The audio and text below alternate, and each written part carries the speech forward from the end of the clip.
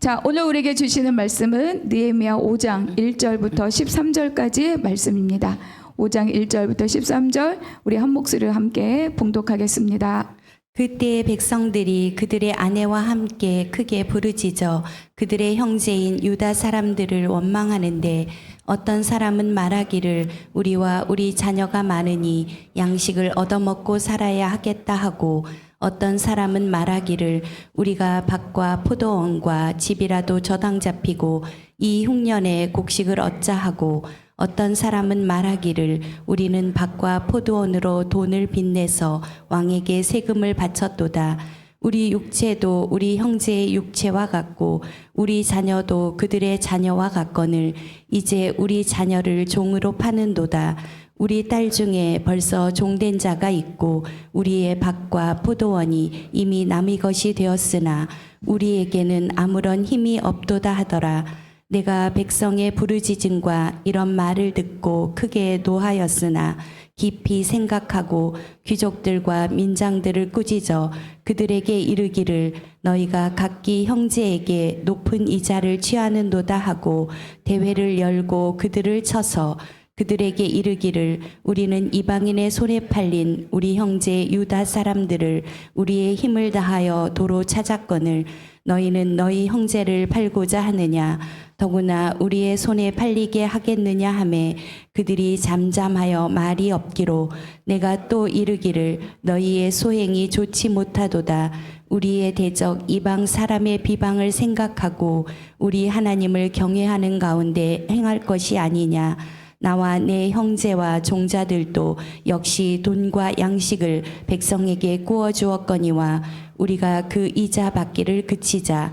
그런즉 너희는 그들에게 오늘이라도 그들의 밭과 포도원과 감람원과 집이며 너희가 구워준 돈이나 양식이나 새 포도주나 기름의 100분의 1을 돌려보내라 하였더니 그들이 말하기를 우리가 당신의 말씀대로 행하여 돌려보내고 그들에게서 아무것도 요구하지 아니하리이다 하기로 내가 제사장들을 불러 그들에게 그 말대로 행하겠다 맹세하게 하고 내가 옷자락을 털며 이르기를 이 말대로 행하지 아니하는 자는 모두 하나님의 또한 이와 같이 그 집과 산업에서 털어버리실지니 그는 곧 이렇게 털려서 빈손이 될지로다 하매 회중이 다 아멘하고 여호와를 찬송하고 백성들이 그 말한 대로 행하였느니라.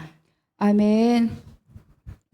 오늘 이제 느헤미야 5장을 시작할 건데 그 전에 우리가 정말로 이스라엘 백성들, 이스라엘 공동체는 하나님의 뜻 가운데 어떤 사람들인가, 또 어떤 사람들이어야 되는가, 그런 것들을 한번 같이 먼저 살펴보려고 합니다. 여러분, 우리가 성경을 읽을 때요, 구약과 또 신약 계속 성경을 읽지만 여러분 여러 곳에서 이 출애굽 사건을 언급하고 있다는 것을 아마 발견하게 될 것입니다. 다시 말하면 이 출애굽이라고 하는 것은 구약과 신약 전체를 관통하면서 하나님의 중요한 구속사의 의미를 우리에게 말해주고 있어요. 그러니까 하나님께서 이 출애굽 사건은 이스라엘을 애굽에서 구원하시고 그리고 시내산에서 언약을 맺으시고 그것을 통해서 이 하나님 앞에 이스라엘 백성은 완전히 언약 백성으로 확정짓는 그런 사건이 바로 이 출애굽기에서 말씀해주는 내용들입니다. 그러니까 출애굽이라고 하는 것은 단순한 어떤 이스라엘의 역사적인 사건이 아니라 하나님의 구원 역사가 정말로 성경 전체를 관통하고 있음을 우리에게 미리 보여 알게 해주는 거예요. 그리고 복음서에서는 어떻습니까? 이 출애굽 사건을 예수 그리스도의 구속사역의 예표로 해석하는 거죠.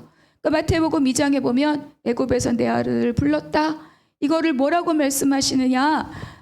헤롯을 피해서 이 태중의 아기가 애굽으로 피신하는 것, 그것에 대해서 이렇게 그 말씀을 이루었다, 이렇게 마태복음에서 말씀하고 있어요.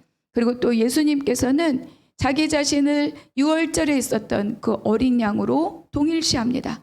그러니까 출애굽 사건의 구속사적인 모든 의미는 바로 예수 그리스도의 구속과 연결되면서 바로 모든 성경 66권을 관통하는 하나님의 역사의 가장 기본적인 이 틀을 만들어주고 있다는 겁니다.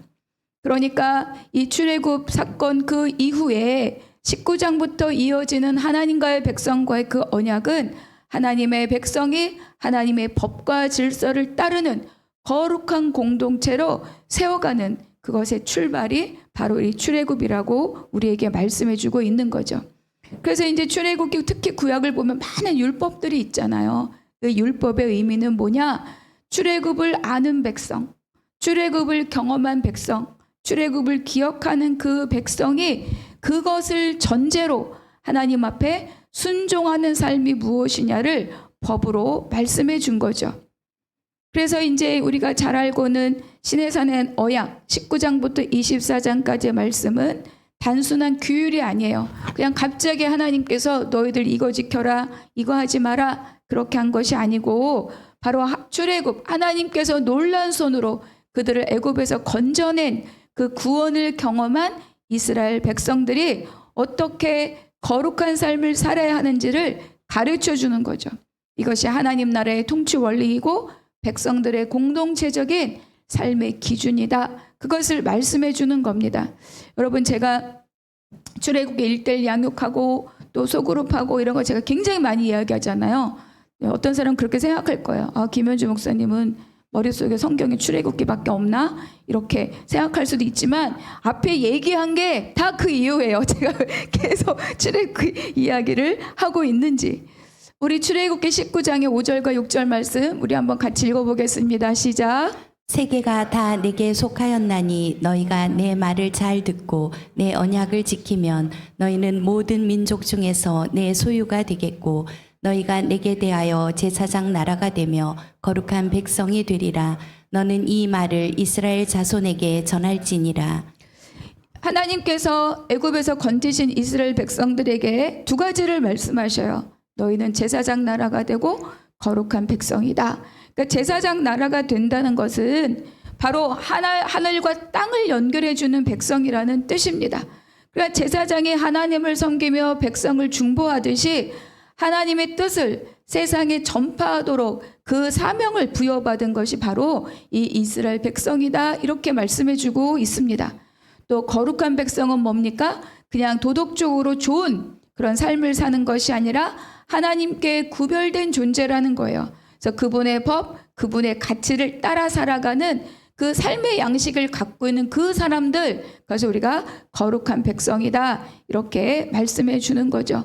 근데 이것이 이스라엘 백성이 아니라 지금 거룩한 왕 같은 제사장으로 거룩한 나라로 부름받은 우리에게도 동일하게 부여된 하나님의 사명입니다.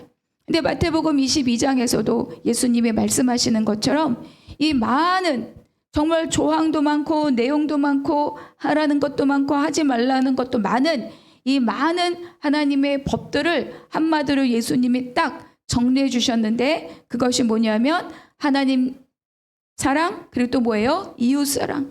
하나님을 사랑하고 내 이웃을 몸과 같이 사랑하라. 이 딱 한마디인 겁니다. 그러니까 우리가 사랑하는 거야. 사랑하는 거. 그러니까 하나님의 거룩한 백성으로 제사장 나라로 살아간다는 거는 하나님과 어떻게 해요? 사랑하자. 이웃과 사랑하자. 그러니까 이 사랑이라는 키워드가 바로 하나님과 우리를 연결하고 우리와 또 다른 우리를 연결하는 가장 중요한 모세 혈관과 같은 것이 바로 이 사랑입니다. 그래서 우리가 하나님을 사랑함이 무엇으로 드러나느냐? 바로 하나님만을 섬기는 예배로 드러나는 거고 또 이웃을 사랑하는 것이 무엇으로 드러나느냐? 바로 이웃을 존중하고 존대하는 것으로 우리에게 드러나는 거죠. 그런데 이제 이 법에서 하나님께서 이웃에 대해서 무엇이라고 말씀하고 있는가? 출애굽기 22장에 보면 하나님이 이렇게 말씀하셔요. 그들을 압제하지 말라, 학대하지 말라, 괴롭게 하지 말라. 그리고 이어서 뭐라고 말씀하시는가? 23절입니다. 같이 읽어보겠습니다. 시작. 내가 만일 그들을 해롭게 함으로 그들이 내게 부르짖으면 내가 반드시 그 부르짖음을 들으리라. 그들이 누구라도 나에게 와서 부르짖고 탄식하고 도움을 요청하면 내가 그들의 소리에 귀를 기울일 것이다. 이렇게 말씀하고 계신 거죠. 그리고 가난한 자들에 대해서는 25절에 이렇게 말씀합니다. 제가 읽어드릴게요. 내가 만일 너와 함께한 내 백성 중에서 가난한 자에게 돈을 구워주면 너는 그에게 채권자같이 하지 말며 이자를 받지 말지며 이렇게 말씀하고 있어요. 동족에 대해서 동족 이웃에 대해서 이렇게 행하라는 거죠. 또 가난으로 인하여서 종으로 팔리는 자들에 대해선 무엇이라고 말씀하는가? 레위 25장의 39절과 43절 같이 읽겠습니다. 너와 함께 있는 내 형제가 가난하게 되어 네게 몸이 팔리거든 너는 그를 종으로 부리지 말고 너는 그를 엄하게 부리지 말고 네 하나님을 경외하라. 빚 때문에 나한테 종으로 온 사람이 있는데 종인데 종으로 부리지 말라는 거예요. 엄하게 부리지 말라는 겁니다. 그를 부릴 때 하나님을 생각하며 부리라는 거예요. 이것이 이웃에 대해서 하나님이 구별된 백성들에게 부탁하시고 명령하신 내용입니다. 근데 이 법은 그 당시에 갖고 있던 모든 고대 근동 나라 제국들의 법과는 완전히 다른 거죠. 종은 끝까지 종이고 물건처럼 팔아도 되고 그것이 그 땅 그 당시에 이웃 나라들의 법이었으나 너희들은 다르다. 나의 백성은 다르다. 나의 나라는 다르다. 내 통치 원리는 다르다. 그것을 말씀해 주신 것이 하나님의 법이라는 거예요. 그러니까 하나님 나라의 법 정신의 가장 중요한 것은 무엇입니까? 나를 사랑하라. 나를 사랑하는 자는 이웃을 사랑하라. 그 사랑하는 법들이 지금 우리가 읽은 이 법들인 거예요. 그러니까 당시의 문화와 당시의 트렌드와는 전혀 다른 거죠. 그래서 하나님의 백성으로서 이웃과 더불어 함께 살아가는 삶의 원칙은 남이 아니다. 한 식구다, 한 형제다, 한 자매다. 그것을 하나님께서 내 나라, 내 백성이다. 이렇게 지금 명령하고 있습니다. 근데 이것이 왜 중요하냐? 지금 느헤미야를 하면서 제가 뭐라고 말씀드렸죠? 성벽을 재건하고 성문을 중수하는 것은 뭐를 하는 거라고요? 나라를 세우는 일이다. 이미 다 기능을 상실하고 역할을 상실한 그 나라를 다시 세우는 것이 바로 이 성벽과 성문의 재건의 의미이다. 이렇게 말씀을 드렸어요. 그러니까 귀환한 백성들은 성전을 재건한 것뿐만 아니라 이 성벽을 재건함으로 바로 하나님과의 관계, 이웃과의 관계, 그리고 이방으로부터의 구별된 삶, 이것을 확정짓는 것이 바로 이 성벽과 성문을 재건하는 의미입니다. 그 나라의 가치를 회복하고 그 백성으로서의 삶의 가치를 회복하는 것. 그러니까 담을 쌓는 게 아니라 나라를 세우는 것이라는 거죠. 이 가치에 동의했기 때문에 느헤미야와 모든 이스라엘 백성들은 마음을 합해서 함께 수고했습니다. 그래서 지난주에 살펴봤던 4장 얼마나 감동입니까? 바로 이것을 회방하는 자들의 공격은 계속 거세지는데 이들도 그 방비가 더 강건해지는 거죠. 공사하는 사람들은 한 손에는 무기를 들고 한 손에는 공사 연장을 들고 나머지 반은 갑옷을 입고 그리고 뒤에서 그 공사하는 백성들을 보호하고 파수하고 새벽부터 밤늦게까지 그렇게 서로 교대하면서 집에도 돌아가지 않고 느헤미야와 그 종자들은 옷을 벗지 않은 채 5분 대기조처럼 그렇게 지금 성벽을 쫙 쌓아가고 있는 거예요. 곧 이것이 완성될 것 같고 곧 이 나라가 완성될 것 같은 그런 막 절정을 향해서 나아가는 지점에 가까이 가고 있었던 거죠. 그런데 우리가 오늘 읽은 것처럼 오늘 느헤미야 본문 5중에서 이들 앞에 새로운 문제가 봉착합니다. 그것이 뭐냐면 바로 백성들의 부르짖음이에요. 그리고 1절 다 같이 읽겠습니다. 시작. 그때 백성들이 그들의 아내와 함께 크게 부르짖어 그들의 형제인 유다 사람들을 원망하는데 여기에 부르짖어 여러분 성경 없죠? 있으면 밑줄 한번 치면 부르짖어. 짜크하고 원어가 그래요. 부르짖다, 크게 외치다, 도움을 요청하다 이런 뜻입니다. 근데 여러분 이 부르짖음이 어디에 쓰였느냐? 애굽에 있는 내 백성의 부르짖음을 듣고 그럴 때 같은 단어를 써요. 그리고 막 애굽의 600병거 마병이 막 추격할 때 그때 이스라엘 백성들이 심히 두려워하여 여호와께 부르짖고 그럴 때 부르짖음이란 같은 단어를 씁니다. 그리고 아까 우리가 읽었던 말씀 그들이 내게 부르짖으면 그때 또 이 단어를 써요. 왜 이렇게 제가 반복해서 말씀드리느냐? 이 부르짖음은 주로 언제 사용되었느냐?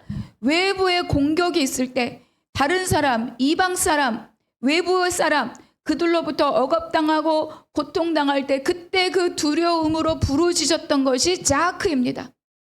그런데 오늘 본문에서 무엇을 말씀하느냐? 그들이 크게 부르짖어 원망하였는데 그 원인이 누구에게 있다? 그들의 형제인 유다 사람이라는 거예요. 이 문제가 바로 오늘 본문의 가장 큰 문제입니다. 그러니까 이 공동체 안에 하나님의 나라의 사람으로 구별되어 있으나 그 공동체 안에 사회적이거나 경제적이거나 다른 여건과 신분 때문에 그 그룹들 사이에서 어때요? 갈등이 지금 불거져 있고 그것이 지금 크게 도출되었다는 것을 우리에게 말씀해 주는 겁니다. 그러니까 외부의 공격은 다 힘을 합쳐서 무장하고 연장을 들고 무기를 들고 막아낼 수 있어요. 그러니까 도비아나 산발랏, 게셈 이런 사람들의 공격으로는 이 성을 쌓는 일이 중단되지 않는다는 거예요.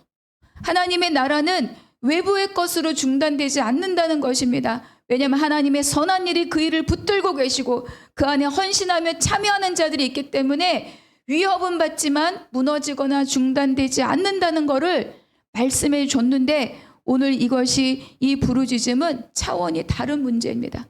그들이 연합해서 성을 쌓고 함께 세워가야 되는데 그들 사이에 균열과 분열이 일어났다는 것은 결국 하나님 나라의 이 선한 일이 멈추어질 수도 있다.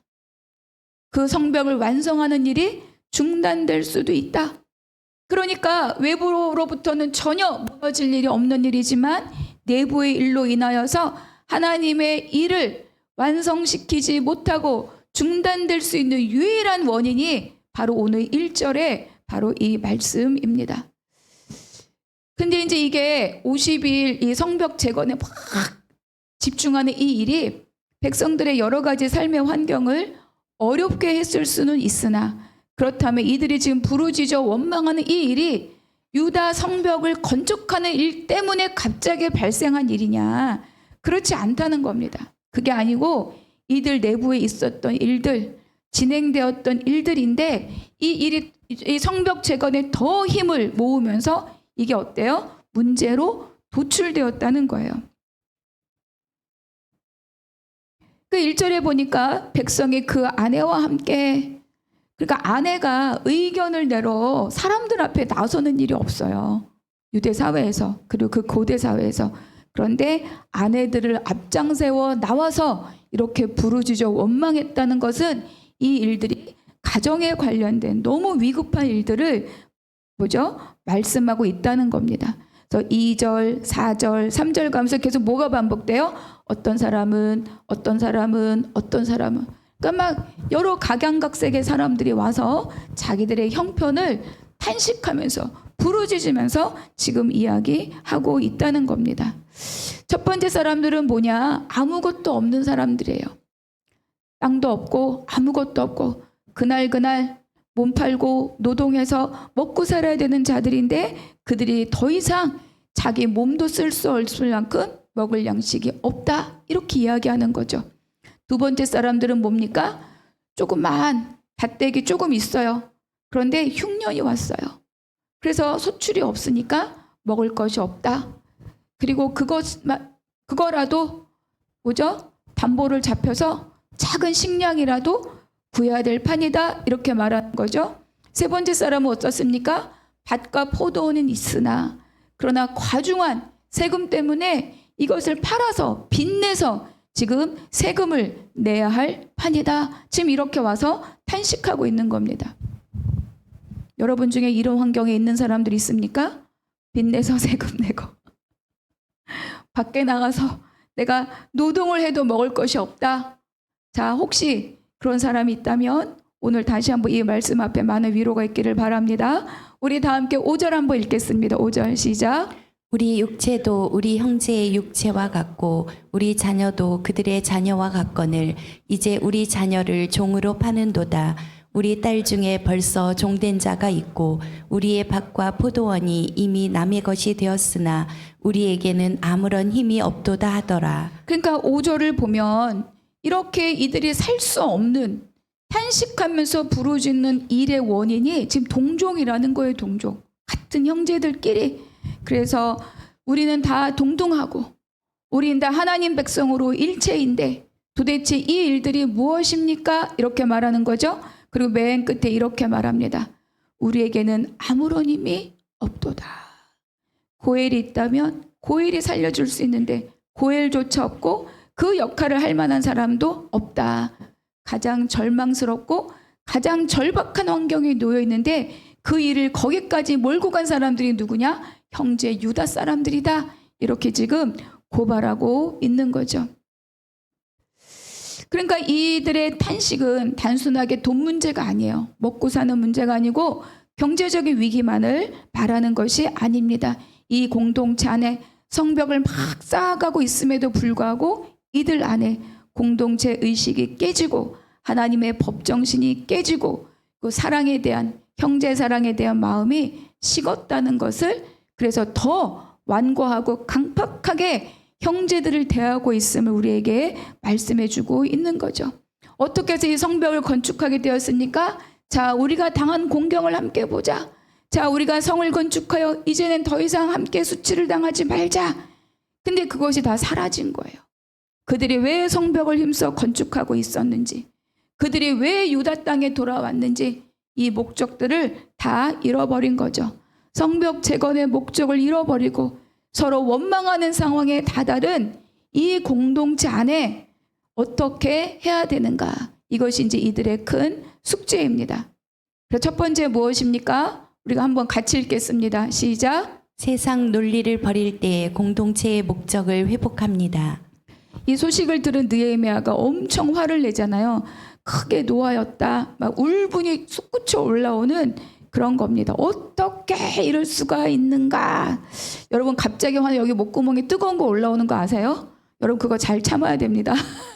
그거 참지 않고 내지르는 순간 이제 우리 관계 다 깨져요. 자, 7절 다 같이 읽어보겠습니다. 시작. 깊이 생각하고 귀족들과 민장들을 꾸짖어 그들에게 이르기를 너희가 각기 형제에게 높은 이자를 취하는도다 하고 대회를 열고 그들을 쳐서. 여기 보니까 깊이 생각하고, 깊이 생각한다는 원어의 뜻은 뭐냐면 마음을 다스리고 이런 뜻입니다.